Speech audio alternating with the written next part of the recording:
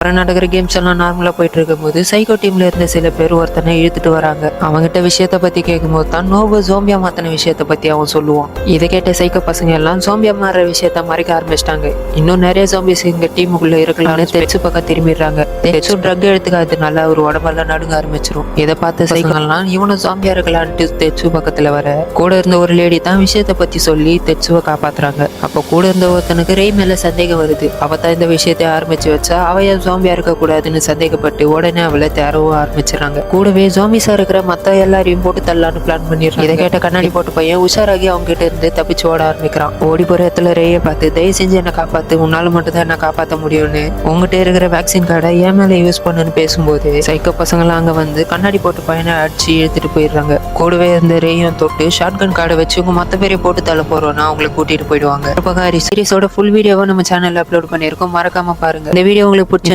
மறக்காம like and subscribe பண்ணிட்டு கூடவே உங்களோட தாட்ஸ் கீழே கமெண்ட் பண்ணிடுங்க. And bye by.